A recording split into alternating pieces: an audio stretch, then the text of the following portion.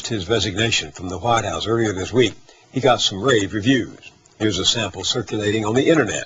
We should be congratulating Karl Rove for a long, successful run. This is a guy who elected a president twice, who's known as one of the most brilliant political activists of our time. If you've ever talked to him, he's almost like a blinders on. He looks right in the eye, and he talks faster than I do, really fast, right in your face, fully intent on you, and it's really like talking to a fire hydrant. He's not only the mastermind behind everything, he's the president's senior advisor. Boy genius, Bush's brain, the architect. Karl is brilliant, he is funny, and he's a passionate advocate. Karl Rove is a superstar. He is very insightful. He's a great friend to the president, and he's also a very broad thinker. He is one of the more intelligent people that I know. He's very quick-witted. He's got a great sense of humor, and the president will miss him. But generally, where there's brains, there's Rove.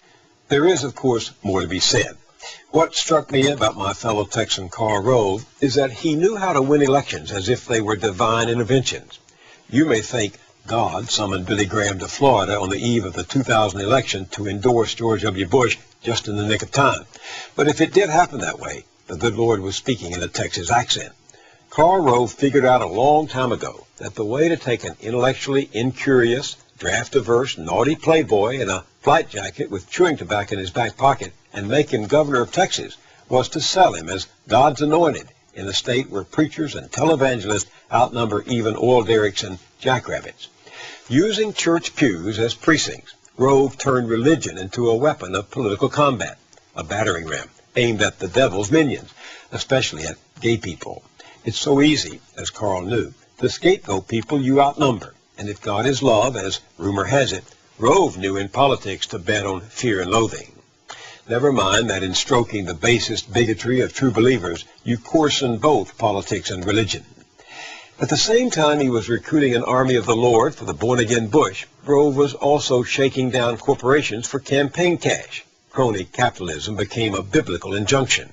Greed and God won 4 elections in a row, in the lone state and twice again in the nation at large. But the result has been to leave Texas under the thumb of big money with huge holes ripped in its social contract and the U.S. government in shambles, paralyzed, polarized, and mired in war, debt, and corruption.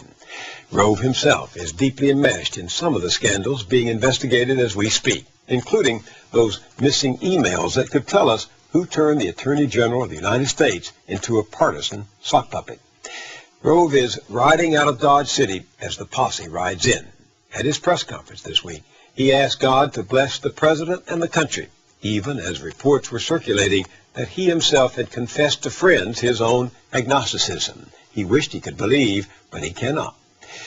That kind of intellectual honesty is to be admired, but you have to wonder how all those folks on the Christian right must feel discovering they were used for partisan reasons by a skeptic, a secular manipulator.